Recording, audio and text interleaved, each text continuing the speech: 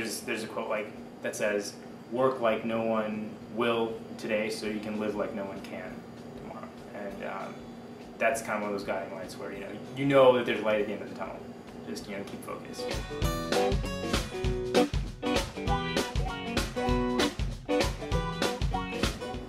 Honestly, I think it's a bit of a buzzword that people use a lot these days, but entrepreneurs simply are doers. I think that's the easiest way to do it. There are a lot of people who stop at the ideation phase. So there are a lot of people who like thinking about it, but say, oh, wouldn't it be nice, but I live in the real world, or but it's just not the right time, or something like that. Entrepreneurs have this unique trait of believing that they can somehow do the impossible and just going after it. So they're creative, they're innovative, but at the same time, they have that whimsical, why not me notion that is very, very cool.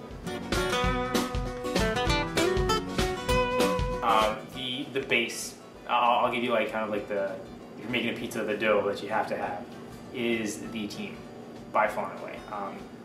Ultimately, I don't really care what the idea is, but if there's a team behind it that's passionate, that can execute on it, then I know it just stands a higher chance of success. The rate of success is much higher. On top of that, you got to have passion. So you got to have a true, heartfelt passion for what it is that you're doing. You can't be driven by the market. You can't just pretend that because it's a profitable enterprise, that's why you're doing it. Because markets change. There's an ebb and flow to the market. It's not always going to be as pretty as it seems. But if you're passionate about it, it'll see you through. So team first and foremost, passion second, and then focus. It's something that I struggle with a lot personally. Do one thing and do it well.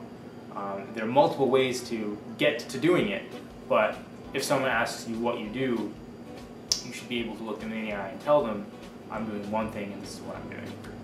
And that's, beyond that, it's a mixed bag. You just kind of close your eyes and then go for it. But I think those are three things that you have to have.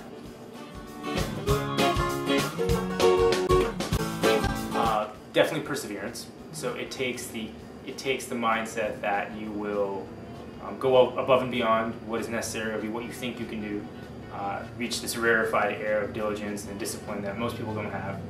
That's one thing. And I think honestly one of the biggest things is partnership. Doing it alone is hard, very, very hard.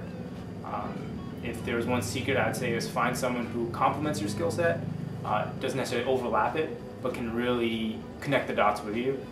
That goes a long way. Sometimes your biggest enemy is yourself and all the doubts and fears you put inside yourself. So having someone to externalize it with is a huge benefit. And then finally, at the end of the day, it's also that creativity. It's also that risk-taking that I know it hasn't been done this way, but it doesn't mean it can never be done this way. Someone just hasn't thought about it yet. And that's really what I think it takes. Both Alex and I are very self-motivated, very self-driven, in the sense that the worst thing I could do is not know.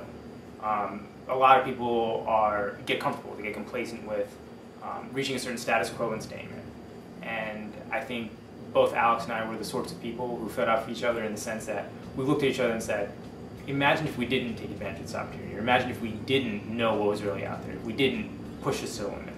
And that fear is pretty crippling. I never want to not know what it could have been or what I could have done at the end of the day. That what if is a pretty big motivator.